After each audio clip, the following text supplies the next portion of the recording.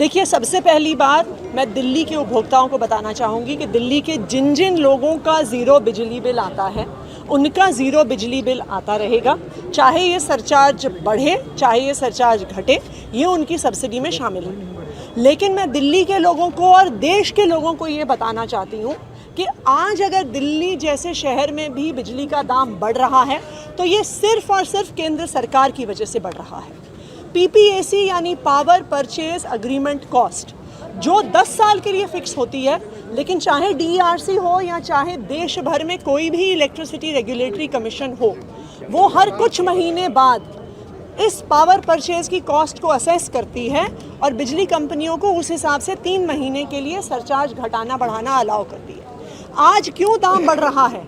इसलिए बढ़ रहा है क्योंकि केंद्र सरकार की मिसमैनेजमेंट की वजह से आज देश में कोयले का दाम महंगा हो गया है।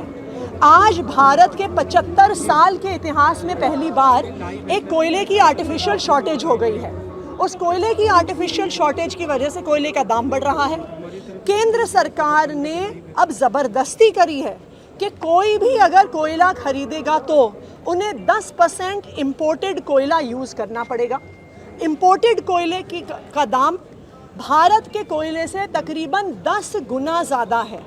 अगर आप डोमेस्टिक कोल को यूज़ करिए तो वो तकरीबन 2000 रुपये टन का आता है, लेकिन अब जो फॉरेन कोल, इम्पोर्टेड कोल बिजली कंपनियों को यूज़ करना पड़ रहा है वो 25,000 रुपये टन आ रहा है। तो आज अगर बिजली के दाम बढ़ रहे हैं वो सिर्फ और सिर्फ केंद्र सरकार की वजह से बढ़ रहे हैं, उनके मिसमैनेजमेंट की वजह से बढ़ रहे हैं। और हम तो ये भी जानना चाहेंगे कि जो कोल इंपोर्टर्स हैं उनकी केंद्र सरकार की उनकी साथ क्या साठगांठ है कि 10 गुना दाम पर वो ज़बरदस्ती कर रहे हैं कि कोयला खरीदना पड़ रहा है। जिनके बिजली के दाम उनके ये दाम बढ़ेंगे, आप ये कह रही हैं। मतलब 200 यूनिट से ज़्यादा वालों का कितना असर पड़ेगा मैम, अगर इसको थोड़ा सा बता दें। समझना चाहते थे तो लोगों के बिल पे कितना असर पड़ेगा यूनिट वाइज भी, ये थोड़ा बिल वाइज भी आप तो देखिए, जिनके 200 यूनिट तक के फ्री बिजली बिल आते हैं उन पर कोई असर नहीं पड़ेगा, लेकिन जिनके बिल बिना सब्सिडी के आते हैं उनमें पर यूनिट कोई फ़र्क नहीं पड़ेगा क्योंकि टैरिफ्स तो ऑलरेडी फिक्स्ड हैं। लेकिन 8% का सरचार्ज उनके बिल पे बढ़ेगा। तो अगर 100 रुपये का बिल आ रहा है तो वो 108 रुपये का बिल आएगा।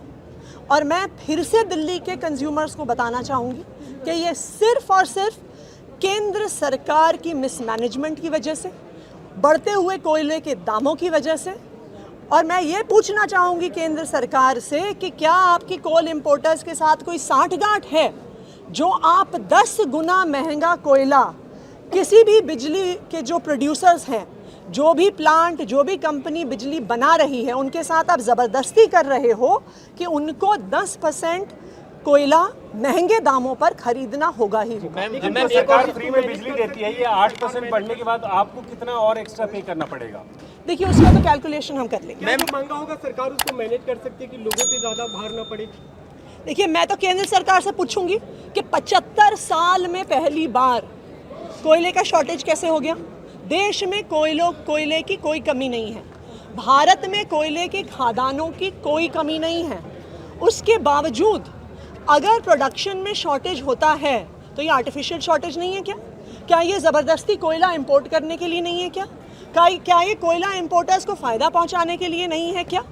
क्योंकि ये जो प्रोसेस है जिसमें हर 3 महीने बिजली के दाम के अनुसार ये सरचार्ज बढ़ भी सकता है, ये सरचार्ज घट भी सकता है। अगर बिजली का दाम कम होता है तो हर 3 महीने में ये सरचार्ज जो कैलकुलेट होता है ये एक डे टू डे प्रोसेस से कैलकुलेट होता है। तो 3 महीने के लिए सरचार्ज बढ़ भी सकता है, ये सरचार्ज घट भी सकता है। मैम, एक और सवाल है, ज़्यादा देना पड़ेगा लोगों को, आप ये कह रही है। जी मैम, एक और सवाल ये है कि आम आदमी पार्टी जो कांग्रेस पर लगातार हमला कर रही है, राहुल गांधी उससे नाराज़ हैं। जो 2024 में संभावित गठबंधन पंजाब और दिल्ली में होना था उसकी संभावना लगभग खत्म हो गई है, ऐसी खबर है। मैम, क्या कहना चाहेंगे? देखिए, मैं तो कांग्रेस पार्टी से एक ही सवाल पूछना चाहूँगी कि क्या वो देश के संविधान के साथ हैं, क्या वो लोकतंत्र के साथ हैं, क्या वो संघीय ढांचे के साथ हैं, या वो प्रधानमंत्री नरेंद्र मोदी के साथ हैं?